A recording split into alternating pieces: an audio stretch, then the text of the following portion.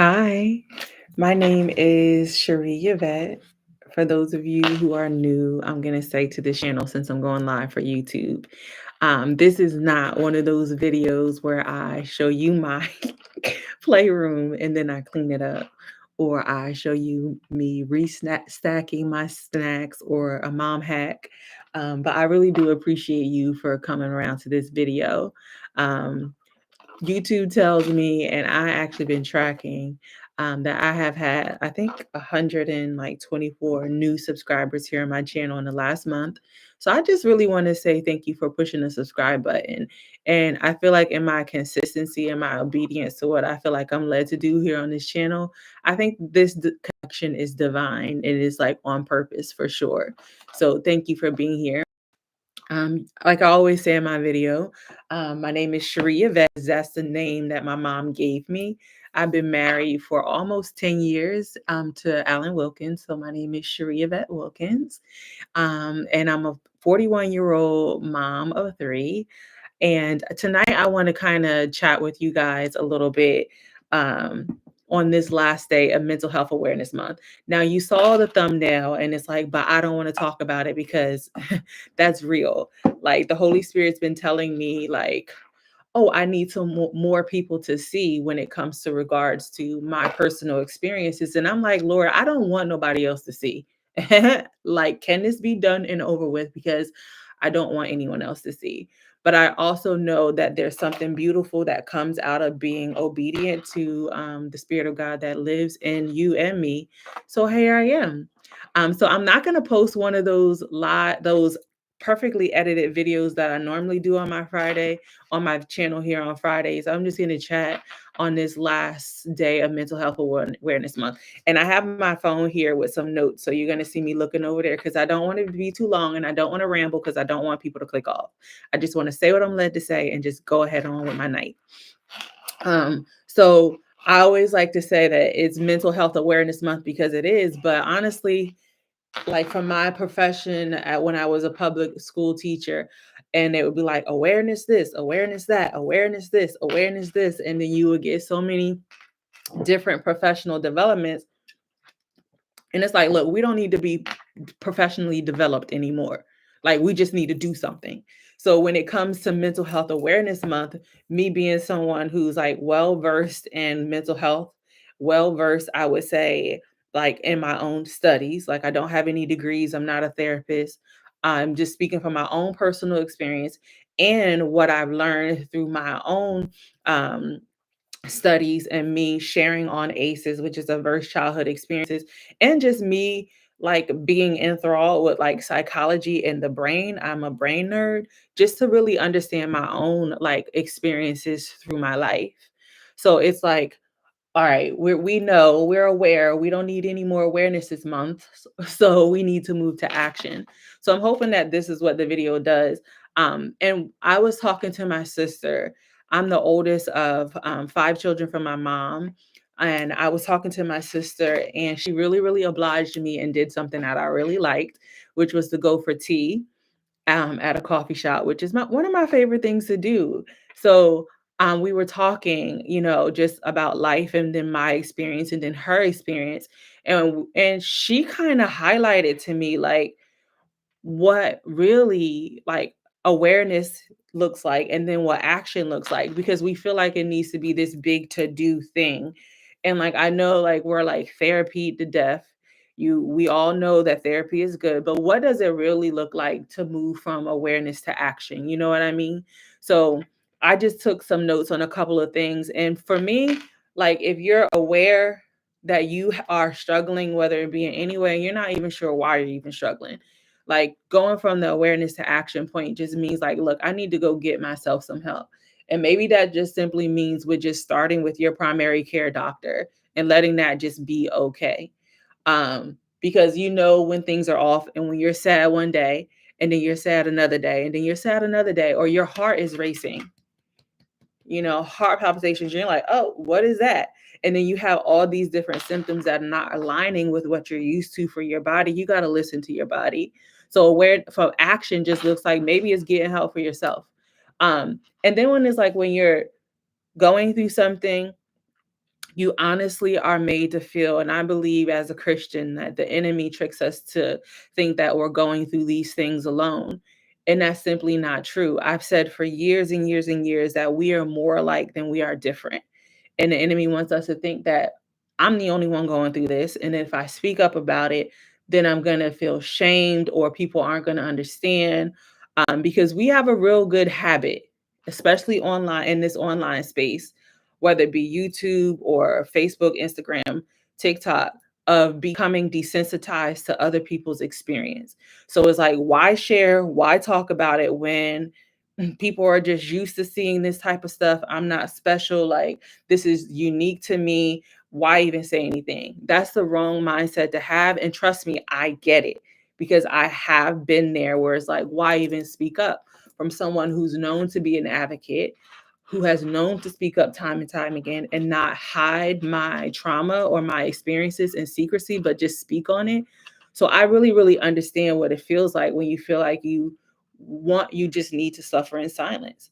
And I'm here to remind you and to continue to remind myself every day because it's a daily, I don't want to say struggle, but it's a daily task to recover from mental health challenges. So I'm here to remind you and keep reminding myself that we're not supposed to stay silent, like talk to someone.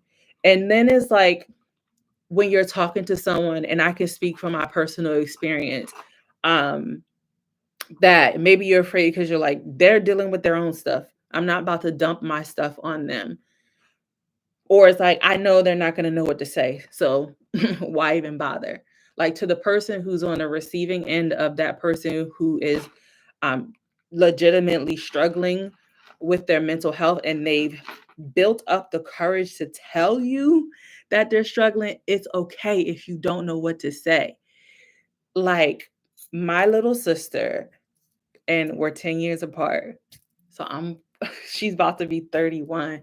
Um, I was just in this headspace after watching some footage of myself. I was in this headspace and I just was texting my chat with my mom and my sisters. And she's like, "Look, sis, like I don't know what to say." That was all I needed.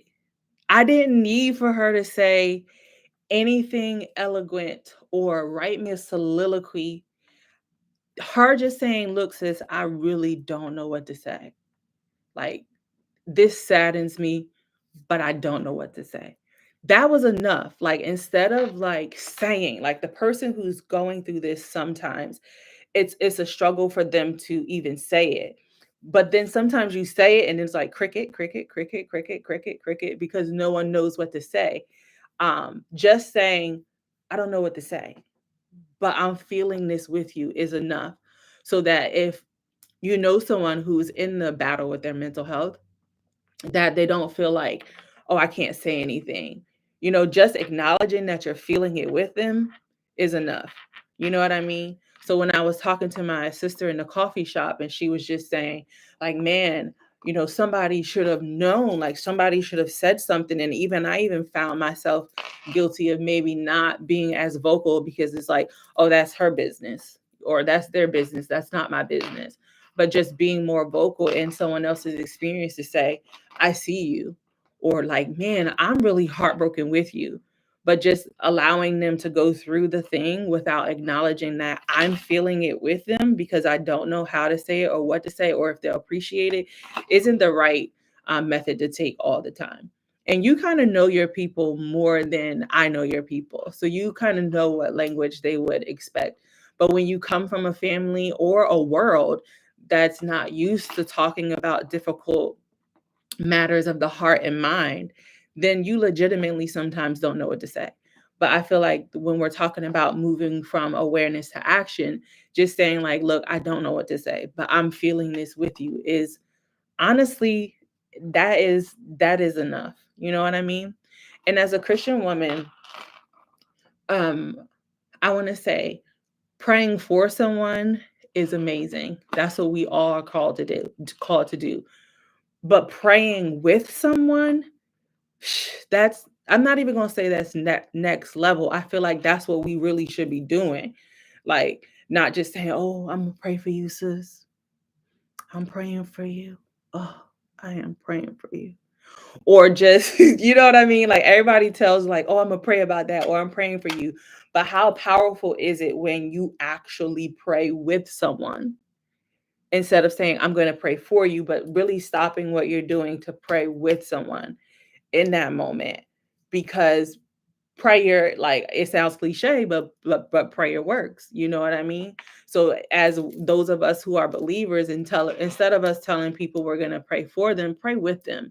I feel like there's no way that even myself, who, I consider myself to be a mature Christian and I don't say that with any like pat on my back, but I'm not new to my faith, so to speak. But I feel like, man, like there should be more people praying with me, as I go through, these difficult moments, and they know that the moments have been difficult. Like how much more powerful, because the word of God tells us when two or more are gathered in my name, I am there among them. So how more powerful would it be for not just me, but for the situation, for the moment, for the heart, for the mind, for us to pray together and not just be like, oh, I know they're praying for me, but how much strengthening that would be for my inner man, for my heart, for my mind, and my soul, to have the Christian community praying with me, those people who are of the faith and know that have had a difficult time, like praying with me instead of saying that you're praying for me. Or if you have a loved one, pray with them instead of for them. I would say like don't get weird, because it's like I want to tell a quick story. So after this traumatic experience in my life, like as a mom of three, I literally just had to, realize what was most important was my recovery, but also there's nothing else more important in the world to me than my children. So me mustering up the courage not only to continue to recover, but also continue in my responsibilities as a mom. So I went to Costco, because that's where you got to go to get the groceries to feed the people in your house, to the Costco. So I was at the Costco, and I ran into someone who I would say was just like a family friend. I didn't like just a family friend. Like we've known the family from years, we've known each other. And you know how people talk about your experience instead of talking to you? So I'm pretty sure that there has been a lot of that, where people talk about you but not to you. So it was one of those situations where it was like, I was pushing a cart, just literally picking up tortilla chips and veggie straws. And I saw this person, and she's like, "Oh, I didn't expect to see you out." I'm like, "Yeah, kids gotta eat." And she's like, "So, oh my goodness, so what happened? Like, what happened?"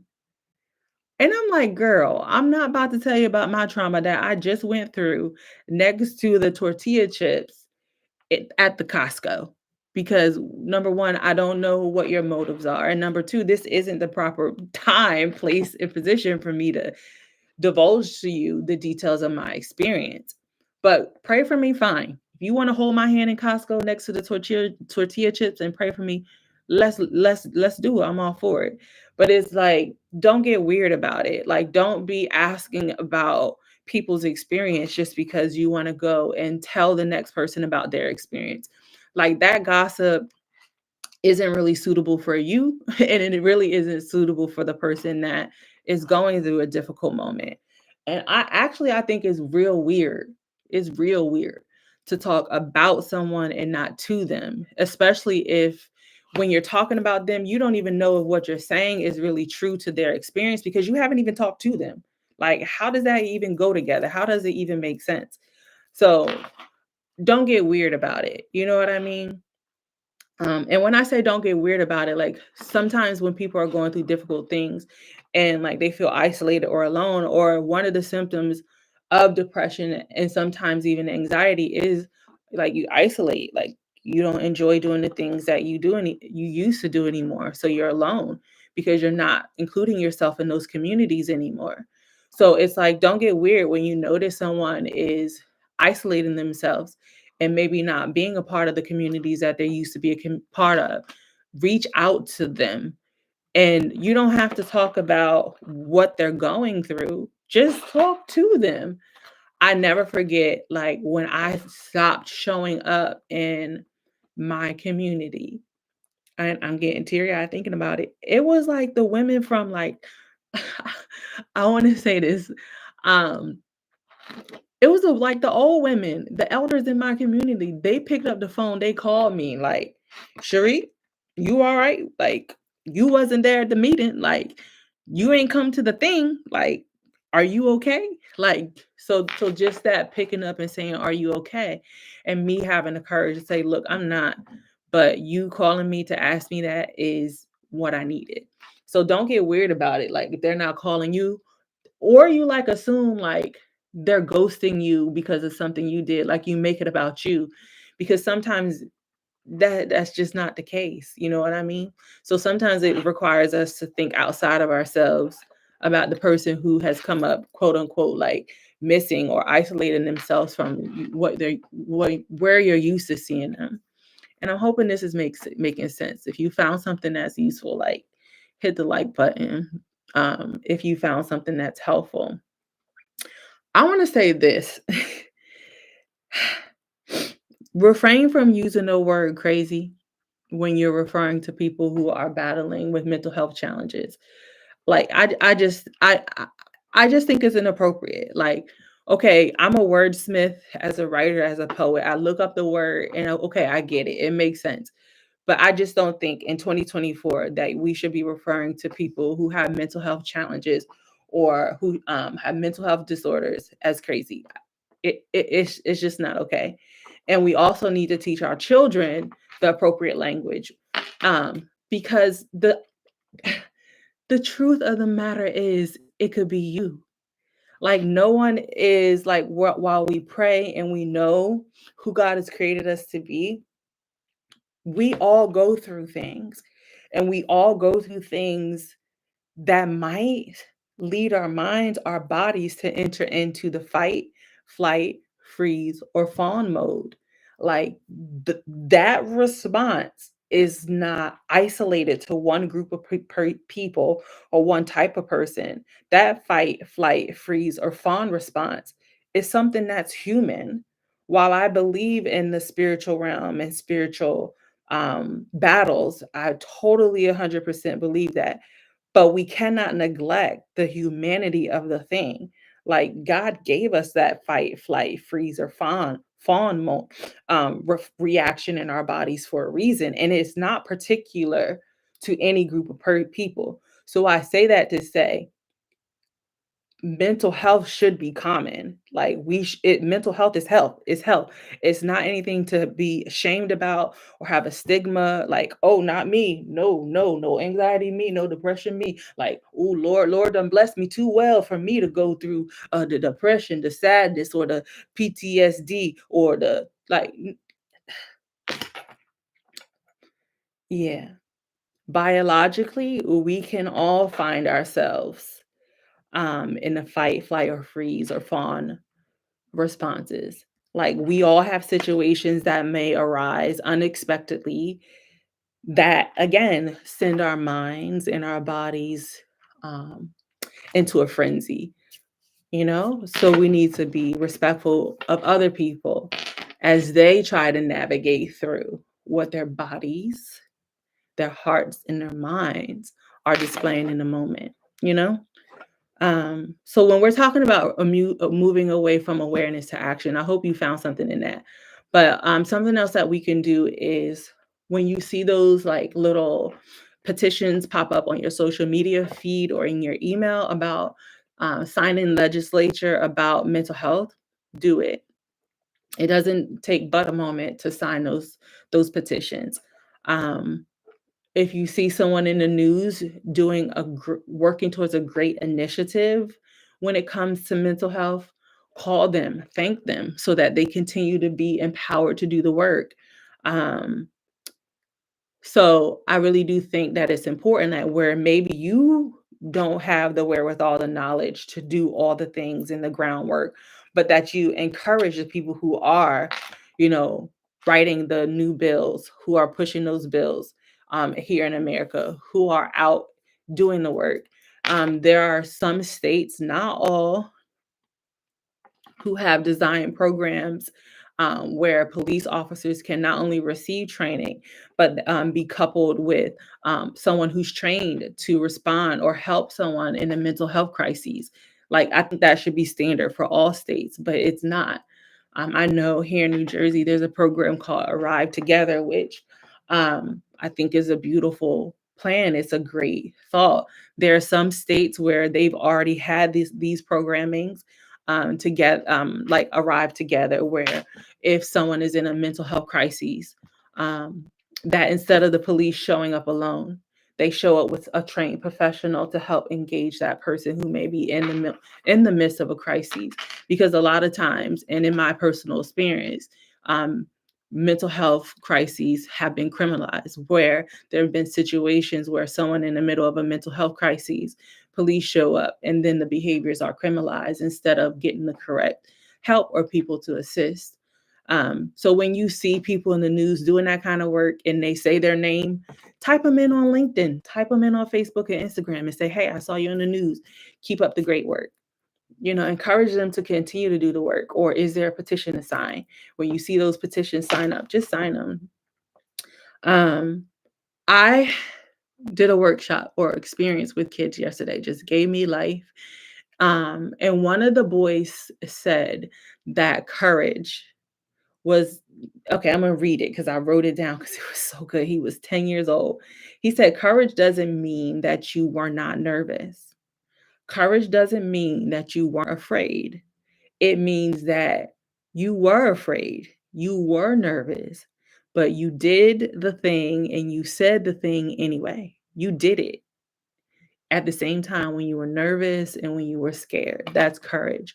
So for those of you who are sharing your stories, that's courage. For myself, I want to encourage myself for I don't want to talk about this. And it takes courage to talk about this. So for those of you who are sharing your story, whether it be with someone close, I'm not telling you to hop online and broadcast live or to post your entire story and your entire testimony with your entire audience on your social media. That's not what I'm telling you to do. I'm not telling you to do that, because even for me, and what God is leading me to do, He says my testimony right now is for a particular audience in particular spaces. And it just so happens that on this platform is where I've been led to kind of spend the most of my time, and where I was led to do this live video instead of posting a beautifully edited video that I put together for this Friday. So if you're courage, have found the courage to speak, whether it just be to one person to say, look, I'm struggling, or maybe it's to the hotline number, dial pound 988, or maybe it's just a pound 988 number, or maybe it's just your own primary care doctor, or maybe it's just your spouse, your cousin. That takes courage. It's not hard to be vulnerable when you feel like you're the only one who is going through something. So, yeah, I'm reminding you and I'm reminding myself that you got courage. We got courage. Yeah.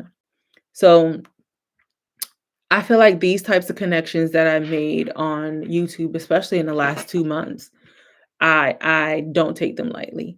I don't believe in happenstance. Like, everyone who I feel like is in my sphere, so to speak, is there for a reason. So thank you so much for subscribing to the channel. And when you guys share videos that I've posted, whether it be a long form video or a short to someone because it reminded you of them, thank you for that. Um, Thank you for that, because that is, in a sense, moving from being aware to action. So yeah, I feel like everyone I'm connected to lately, especially in the last year, has taught me something, and a lot of the some things have come from little children, either that I know or that I've met recently, and it's just amazing. It's just amazing. So thank you to those of you, the few who have encouraged me personally and who have just reminded me that, hey, you're on my mind. I'm thinking of you, whatever you want to go here. I'm going to call you to talk to you, or just not be silent and just be like, look, I don't know what to say, but I'm feeling this with you. That's important. So thanks for being here. And on this last day of Mental Health Awareness Month, this will not be the last time that I speak on the topic, because like it said, I don't want to talk about it. But like the button says, oh wait, where is it? It's on this side. Talk about it. Like, we stop the stigma when we do talk about it. And the Holy Spirit is telling me for some reason that he need more people to see. So I hope y'all see this. Love y'all. And don't forget to check the description box of this video, especially if you are like, man, I got the courage right now to speak up and find some help for myself, or to like move from awareness to action. Check the description box of this video. And if nobody's told you, you are loved, you are important, and your best self is all we got. Just you, your best self. Like, best from yesterday looks different from your best from today. So that's it.